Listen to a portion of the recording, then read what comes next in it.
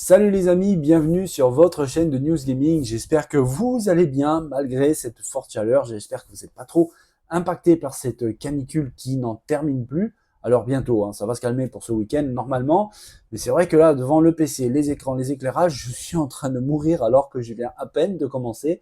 J'ai déjà un petit peu peur, mais ça va le faire, on va s'accrocher. Surtout que l'actu, franchement, elle commence à être vraiment présente avec la Gamescom qui vient tout juste de démarrer. Et forcément, il y a beaucoup de choses qui débarquent de Cologne en Allemagne, des choses très intéressantes. Alors les amis, on ne perd pas plus de temps que ça. On commence tout de suite le 127e épisode des News Gaming. Allez, c'est parti.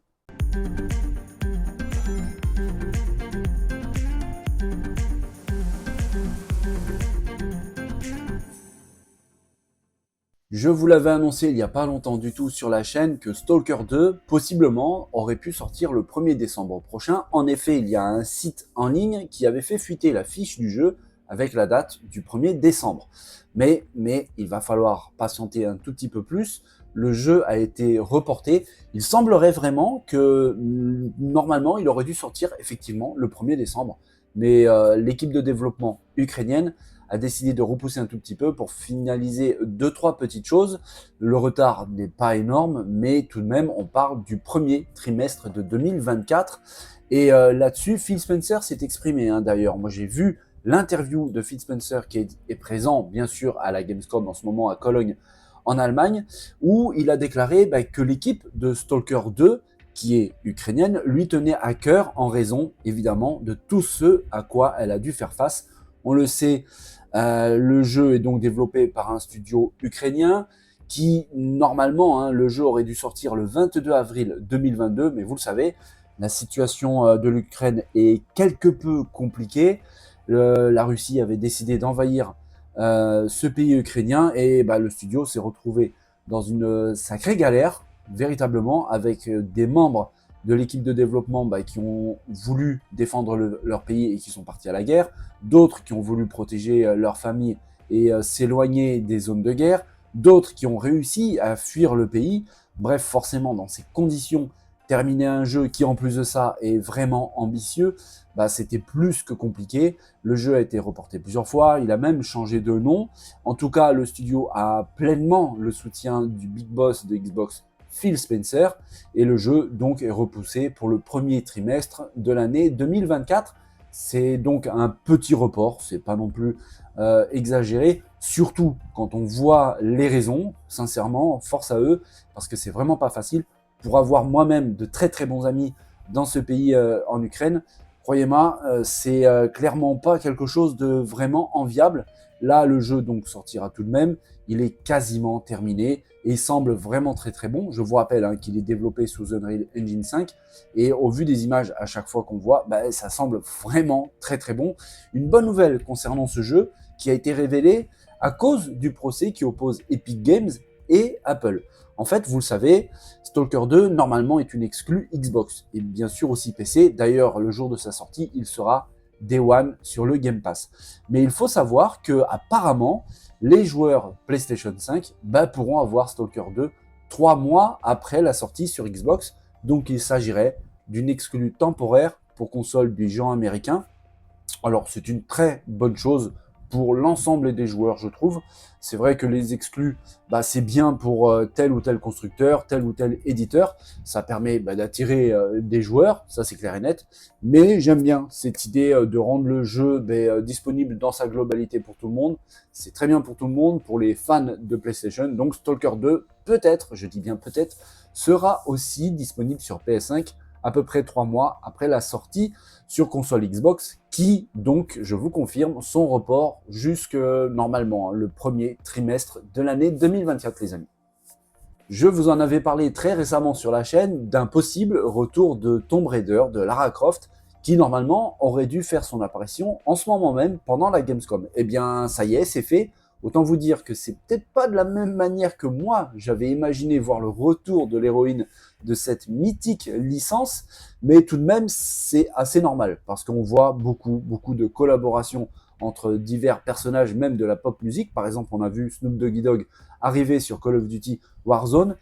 Eh bien, cette fois-ci, c'est Tomb Raider, oui, Lara Croft, qui débarquera dans Call of Duty Warzone.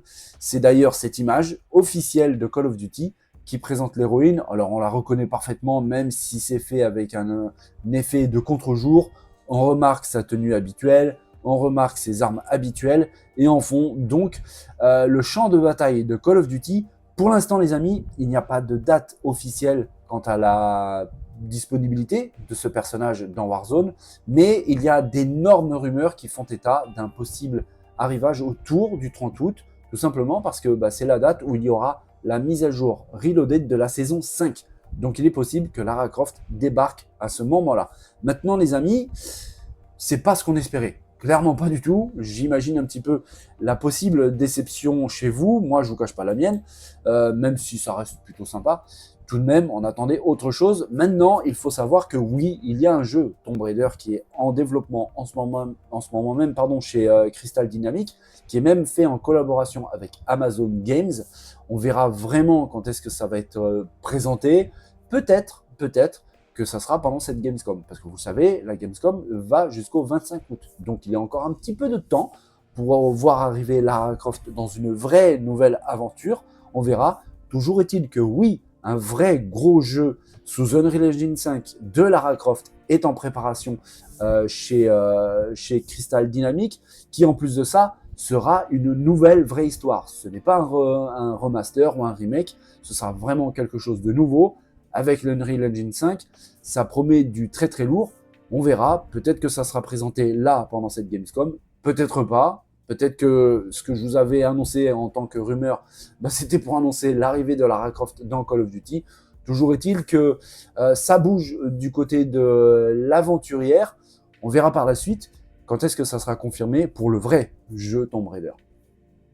Allez, on va ouvrir une page Xbox et surtout Phil Spencer, parce que vous le savez, il y a la Gamescom en ce moment, on en parle assez pour être un petit peu au courant. Et vous le savez, j'en ai parlé plusieurs fois sur la chaîne, sur cette édition de la Gamescom, il y a un salon gigantesque, c'est celui de Xbox. Xbox est présent massivement avec apparemment même le plus grand stand de l'histoire de Xbox. Forcément, le président de la compagnie, Phil Spencer, est présent. Il a répondu à des interviews avec pas mal de questions. On a vu un Phil Spencer tout simplement égal à lui-même, cool, libéré, qui répond clairement aux questions, simplement. J'ai vu une très grande partie de cette interview et c'était plutôt agréable. Il a abordé le sujet de pas mal de choses. Mais juste avant de commencer cette interview, on a vu une belle complicité entre lui et les différentes personnes qui l'ont abordé pour des questions. Et on voit clairement que c'est un pur fan de jeux vidéo. Ils se sont mis à parler de jeux, tout simplement, de gameplay, de choses qui n'avaient absolument rien à voir avec le but de l'interview, ce qui montre vraiment la grande accessibilité de Phil Spencer envers toutes les personnes qui l'entourent. Et on voit que c'est vraiment quelqu'un de très ouvert dans les prises de parole et qui peut aborder beaucoup de sujets avec n'importe qui sans vraiment aucun problème, à la différence d'un Jim Ryan, boss de PlayStation, qui est très différent dans sa manière de communiquer. Attention, je n'ai pas dit que c'est un mauvais président, bien au contraire, quand on voit où se situe PlayStation au jour d'aujourd'hui, clairement Jim Ryan fait très très bien son taf. C'est juste qu'au niveau de la manière de communiquer, d'être avec les autres personnes, il y a quand même une différence notable. Et là, le journaliste, clairement, lui a posé la question de comment ça se passe au niveau des prises de conscience et des idées vraiment parfois très divergentes au sujet du Game Pass. Parce qu'on sait qu'il y a des personnes, des développeurs, des dirigeants, par exemple à l'image du PDG d'Activision Blizzard King, qui normalement est racheté par Xbox, vous le savez, Bobby Kotick, qui n'est pas très très fan du Game Pass et qui avait même d'ailleurs il n'y a pas longtemps déclaré qu'il n'avait pas vraiment envie de voir une très très grosse licence telle Call of Duty sortir directement Day One sur le Game Pass. Eh bien Phil Spencer a répondu avec un début de réponse en riant. Il a dit eh bien c'est une personne différente qui prend les décisions. Et ça, il le disait en riant. En gros, sous-entendu, c'est pas lui qui commande, c'est le boss, et le boss, en gros, c'est moi. Donc ça, c'est un petit peu pour détendre l'atmosphère, mais il a tout de même précisé, et je cite, « En ce qui concerne le Game Pass, il n'est pas forcément vrai que tous les jeux voient le Game Pass et se disent « c'est une opportunité pour moi ». Par exemple, si vous êtes un AAA à succès massif qui dispose d'un budget marketing de plusieurs millions de dollars pour faire connaître et découvrir votre jeu dès le premier jour, et que cela fait partie de votre modèle, je comprends tout à fait que vous ne souhaitiez pas proposer votre jeu Day One dans un service d'abonnement, et j'ai absolument aucun problème avec ça. On voit tout de suite ce que je disais tout à l'heure, hein, l'ouverture de Phil Spencer concernant tout l'ensemble des composantes du marché du jeu vidéo, pas seulement le développement, parce qu'on l'a vu plusieurs fois aussi sur la chaîne, que Phil Spencer laissait beaucoup de liberté aux studios de développement. Il les laissait faire le travail de créateur, parce qu'un développeur de jeu, c'est un métier terriblement créatif. Et se voir imposer trop de règles, bien qu'il en faut, hein, c'est clair, on parle d'une entreprise qui est là pour générer des millions et des milliards de dollars. Il y a énormément d'argent qui sont en compte et en jeu. Du coup, il y a quand même des règles, mais en imposer trop, enfermer les développeurs dans une sorte de carcan, ça peut être terriblement contre-productif. On peut imaginer un développeur qui déborde d'imagination, ça peut être très très frustrant de se voir imposer un peu trop de règles. Et dans ce sens, Phil Spencer laisse vraiment les développeurs travailler à leur guise. Comme je l'ai dit, il doit y avoir des règles comme dans toutes les entreprises, ça c'est clair et net. Mais tout de même, il leur laisse une certaine liberté. Alors des fois, ça marche pas. On l'a vu avec Redfall, malheureusement. Mais parfois, ça peut marcher aussi. On a eu de véritables pépites qui sont sorties de l'imagination complètement dingo de certains développeurs. Et c'est justement grâce à cette liberté qu'on a eu droit à ces pépites. Sans ça, peut-être qu'on n'aurait pas pu découvrir ce genre de jeu. Et là-dessus, Xbox met un point d'honneur, en tout cas Phil Spencer met un point d'honneur à laisser vraiment libre cours aux développeurs, aux équipes de développement. Et je trouve que ça, c'est une très très bonne idée. Et il a développé sur ce modèle économique de Xbox Game Pass en déclarant « Chaque jeu qui est dans le Game Pass est disponible à la vente. Donc, nous n'essayons pas de transformer le monde en un monde d'abonnement uniquement. Je le promets, ce n'est pas notre plan. Mais nous pensons que c'est un excellent modèle pour certaines équipes et pour d'autres équipes qui décident que ce n'est pas le bon modèle pour elles, que ce soit maintenant ou à l'avenir, il n'y a pas de problème non plus. » Là encore, il prend le parti de, entre guillemets, la liberté. Les équipes de développement sont libres de choisir d'être dans le Game Pass ou pas. Si ça ne correspond pas à leur idée de la mise en ligne d'un jeu, bien à elles peuvent le vendre à côté, il n'y a aucun problème. Si elles veulent faire partie du Game Pass et mettre le jeu même Day One sur le Game Pass, il n'y a aucun problème non plus. Et on le voit très bien avec sa prise de parole, que ça peut être un excellent modèle pour certaines équipes. Et là, je pense qu'il fait référence aux indépendants. C'est vrai que le Game Pass est une formidable mise en lumière pour les équipes de développement indépendantes. Beaucoup de très très bons jeux, de véritables pépites indés ont été révélés grâce au Game Pass, et je trouve que c'est une excellente chose. D'ailleurs, juste avant cette interview qu'on voit quelques images à l'écran, il y a eu l'événement ID Xbox qui est dédié aux jeux indépendants, et je trouve ça vraiment très très bien. Il y a d'excellents jeux indés sur le Game Pass, d'autres encore aussi bons arrivent bientôt, donc ça c'est vraiment très positif, je trouve, pour l'industrie du jeu vidéo. Parce que oui, les AAA, c'est très très bien, les effets de particules dans tous les sens, les textures 4K, tout ça, c'est excellent, vraiment, on en prend plein les yeux, ça donne un petit peu un aspect très cinématographique au jeu vidéo, mais le jeu indé a aussi toute son importance et je trouve ça vraiment très bien. Autre prise de parole, là, il s'agit en gros d'Activision, l'achat d'Activision Blizzard King par Xbox. Et tout le monde se pose la question, les jeux Activision et le Game Pass, comment ça va se passer? Est-ce que, par exemple, on a en droit d'imaginer, et moi, franchement, j'étais le premier à le penser, de voir arriver les jeux Activision tout de suite sur le Game Pass, une fois que le rachat est validé, une fois que le rachat est terminé? Eh bien, il semblerait que ça soit pas tant facile que ça. On va voir ça ensemble parce que Phil Spencer, encore une fois, a bien voulu répondre à la question avec toute sa franchise, et il déclare: je tiens à ce que les gens sachent qu'il y a du travail à faire pour transférer les jeux sur le Game Pass. Donc, pour les gens qui pensent que l'accord va être conclu, alors tout sera disponible sur le Game Pass, ce n'est pas vrai. et ça n'en a pas été le cas dans d'autres acquisitions que nous avons faites. Donc là, très clairement, il annonce la couleur. Oui, les jeux Activision, très probablement, vont arriver dans le Game Pass. C'est même logique. Maintenant, arriver tout de suite, une fois que l'accord et que le rachat soit définitif, j'y crois pas trop. Ça, c'est clair et net. On peut pas trop imaginer ça parce que, évidemment, il y a beaucoup de travail à faire, comme il l'a déclaré. On peut très bien imaginer un petit peu tout ce qu'il y a autour pour pouvoir proposer ce genre de jeu, ne serait-ce que le côté économique. Ça, c'est clair et net. Phil Spencer a voulu aussi répondre à certaines questions. On le sait, il y a des consoles, on va dire, avec un gap technique plus évolué qui approche, surtout du côté du géant japonais Sony PlayStation, avec la PS5 Pro qui devrait arriver courant de l'année prochaine, voire 2025. Ça, on verra.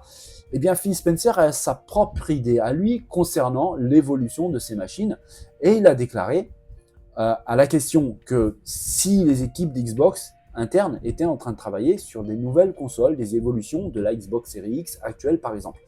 Eh bien, Phil Spencer a répondu très franchement en disant non, nous ne sommes actuellement concentrés sur l'augmentation du stockage de la Xbox Series S, mais non, comme je l'ai dit, nous sommes un peu à la fin du commencement selon moi. Donc, je pense que nous devons laisser les développeurs se familiariser avec ce matériel et en tirer le meilleur parti.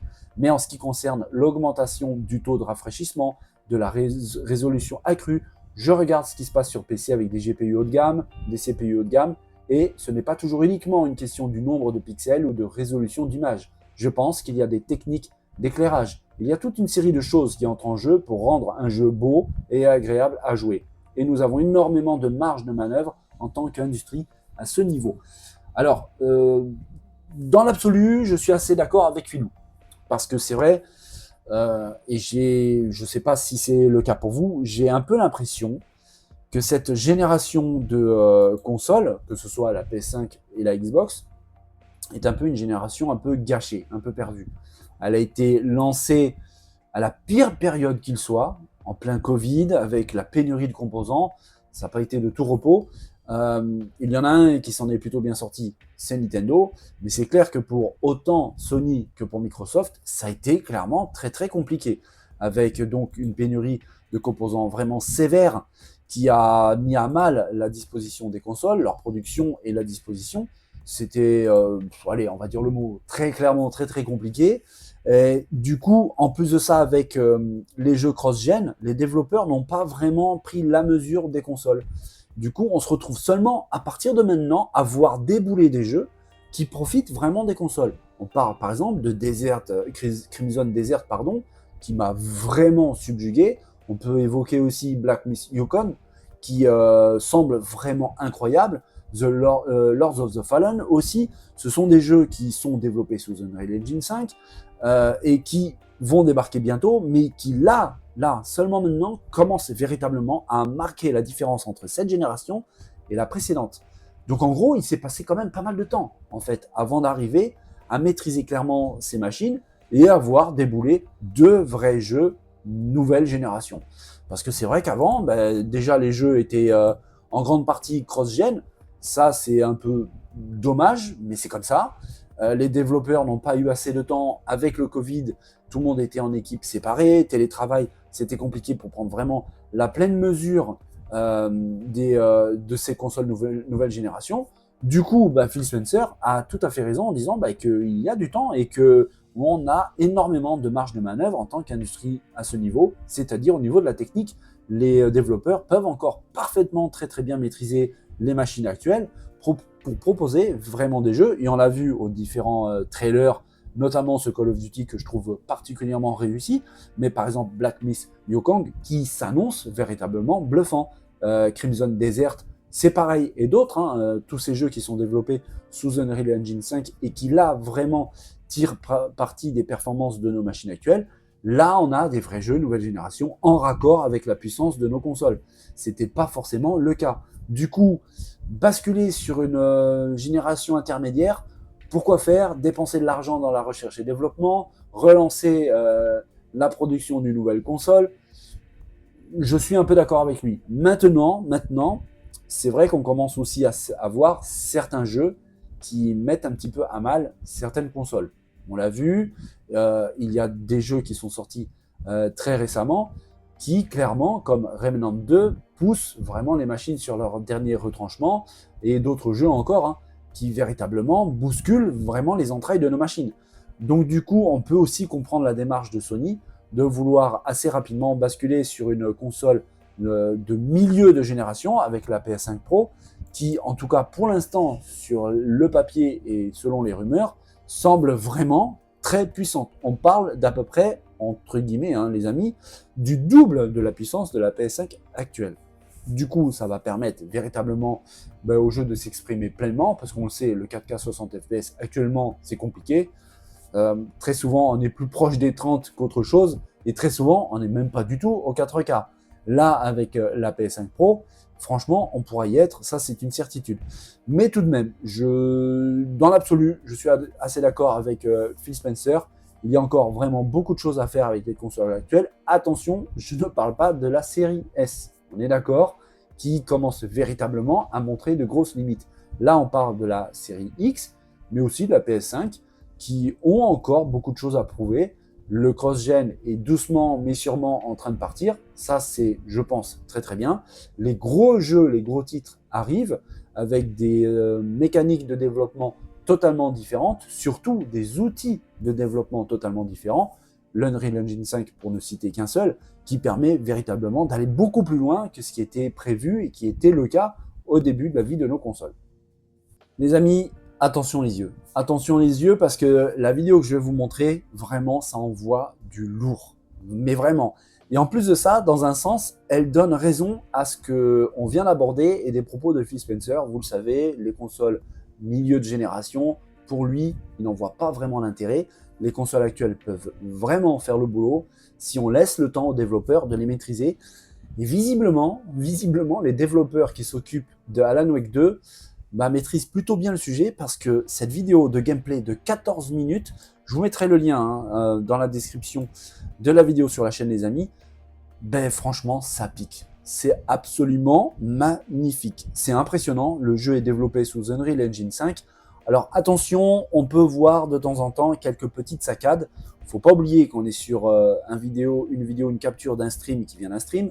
Et en plus de ça, juste en bas, vous le voyez, il y a marqué Work in Progress. Donc oui, le jeu n'est clairement pas terminé. Normalement, il sort le 27 octobre prochain et c'est un jeu Xbox Series, PS5 et PC. Donc vous le voyez à l'écran, c'est sublime. Donc forcément, ça rejoint un petit peu les propos de Phil Spencer juste à l'instant qu'on vient tout juste d'aborder, que oui, les consoles actuelles peuvent vraiment faire le boulot, preuve en est à l'écran. Il suffit juste de laisser les développeurs travailler tranquillement dessus. Ils commencent de mieux en mieux à maîtriser la chose, et avec diverses techniques de développement et surtout les bons outils. Là, l'Unreal Engine 5, le résultat crève les yeux, c'est sublime, vraiment. Et on voit très bien aussi, ça rejoint encore une fois les propos de Phil Spencer, le très très grand apport de l'éclairage, de la lumière. Vous pouvez avoir un jeu magnifique, si l'éclairage ne va pas, le jeu ne va pas. Là, clairement, les effets de lumière, en plus sur ce jeu, c'est vraiment criant. C'est absolument sublime, vraiment. Le jeu a une patte vraiment particulière. La technique semble vraiment hyper bien maîtrisée, avec une sublime DA, une direction artistique vraiment, vraiment magnifique. On y voit donc le héros qui déambule dans les rues de New York, et l'ambiance semble, on va dire, un petit peu pesante, c'est clair et net. Et ça sera l'ambiance véritablement du jeu. Et même si j'avance un petit peu, quand je vois cette image, je ne sais pas pour vous, mais moi ça me parle, vraiment. Je trouve ça absolument sublime. J'ai vraiment hâte d'être au 27 octobre pour en savoir plus et pour mettre la main dessus. Parce que franchement, ça s'annonce complètement dingue. Quand on vient ici, là encore, avec des effets d'éclairage dans ce sous-sol, dans le métro, ça semble vraiment très très bon les amis. Cette vidéo dure 14 minutes. Je vous l'avais dit qu'il serait présent avec du gameplay à la Gamescom. Et bien voilà, c'est fait avec une longue vidéo de près d'un quart d'heure qui montre beaucoup de choses. Là, les développeurs, visiblement, ils sont plutôt contents de leur bébé pour pouvoir diffuser une vidéo aussi longue. N'oubliez pas, hein, je vous mets le lien de cette vidéo dans la zone de description, juste en dessous, tout ce qui est chapitrage et tout ça. Vous trouverez le lien très facilement. Vous pourrez vous faire une petite idée vous-même et franchement, c'est absolument bluffant. Allez, autre petit bonbon, petite friandise pour les yeux, les amis, Black Myth Wukong. On aborde souvent le jeu sur la chaîne, tant il est, en tout cas, il paraît incroyable. C'est vrai qu'à travers toutes les vidéos qui ont été diffusées, le jeu semble complètement fou. Le jeu est développé sous Unreal Engine 5 encore une fois, et croyez-moi les amis, il va y en avoir du jeu sous Unreal Engine 5. Là, c'est clair, ça va débouler, tout simplement parce que c'est un moteur graphique très puissant, mais en même temps très facile, qui permet énormément de choses et qui surtout exploite enfin les capacités de nos machines actuelles, Xbox Series X, PS5, mais aussi les PC. Du coup, on a des vraies pépites, des chefs-d'œuvre qui arrivent. Attention, un beau jeu ne fait pas toujours un bon jeu, ça vous le savez, c'est un petit peu ma devise. Mais c'est vrai qu'en tout cas, avec les vidéos qu'on voit de Black Myth Wukong, franchement, hein, on peut dire qu'une seule chose, c'est sublime. C'est aussi simple que ça. Là, il y a une vidéo de gameplay de 12 minutes, car oui, le jeu est jouable à la Gamescom actuellement. Et il faut savoir que pour pouvoir accéder aux bornes, pour pouvoir y jouer un petit peu, eh bien, il y a 3 heures de file d'attente, 3 heures de queue pour pouvoir jouer à ce jeu qui n'a pas encore de date précise de sortie, simplement un vague 2024. On verra. Le jeu donc est développé sous Unreal Engine 5, donc il ne sort que sur Xbox Series, sur PS5 et sur PC. Cette vidéo est assez différente des précédentes. Elle est moins rythmée, c'est moins dynamique, mais en même temps, ça nous permet d'en apprendre un peu plus sur le jeu, notamment un petit peu quelques mécaniques de gameplay, comme on est en train de voir ici. Alors le perso semble peut-être se recharger en énergie ou en train d'acquérir un nouveau pouvoir, je ne sais pas. On voit aussi quelques éléments de temps en temps de menu, de l'interface. Voilà, on est en plein dedans avec cet inventaire, tout ce qui est magie, équipement, le journal, tout, même l'onglet des réglages était disponible. Bref, c'est une vidéo différente, mais qui quand même permet de voir le jeu sous un autre angle, un peu différent, avec divers éléments qu'on n'avait pas l'occasion de voir dans les autres vidéos, qui étaient vraiment centrés sur le combat, sur les effets spéciaux, et qui franchement en mettaient plein la vue. Là encore, hein, c'est très joli, c'est très détaillé, c'est très précis, avec de très beaux effets de lumière, de couleurs, c'est très agréable à regarder. Ça semble aussi très agréable à jouer. On se souvient, les amis, j'avais un petit peu raconté cette histoire dans la précédente vidéo où j'avais abordé Black Myth Wukong, que ça reprend véritablement le folklore traditionnel chinois. Le jeu d'ailleurs se déroulera au XVIe siècle, donc dans la Chine ancienne, et les développeurs donc ont pioché dans l'histoire de la Chine, dans l'histoire folklorique, avec tout l'imaginaire, le bestiaire chinois. Et ici, donc, ça raconte l'histoire du roi singe, qu'on voit à l'écran, qui est équipé de son bâton magique. Et pour la petite histoire, donc, j'avais déjà abordé ça dans la précédente vidéo, ça a inspiré Akira Toriyama, le créateur de Dragon Ball, pour en faire l'histoire de Goku, qui n'est autre que la représentation pour Akira Toriyama du roi singe, et qui lui-même est équipé du célèbre bâton magique, qu'on voit ici, qui est l'arme principale du héros de Black Myth Wukong. Donc un jeu qui est très très attendu. Je suis désolé les amis, on n'a pas de date précise, un vague 2024 donc. Le jeu est une exclue machine nouvelle génération, PS5, Xbox Series et PC, développé sous Unreal Engine 5. On a vraiment hâte. Également, je mettrai le lien de cette vidéo dans la zone de description juste en dessous. Vous pourrez ainsi vous faire votre propre idée. Là aussi, ça pique un petit peu les yeux. Véritablement, les vrais bons jeux nouvelle génération arrivent. Ça a commencé déjà un petit peu. Là, vraiment, hein, ça commence franchement à se chauffer. Dans les prochains mois, on va en prendre plein les yeux. Et franchement, on apprécie ça quand même. Hein. On est là pour ça après tout.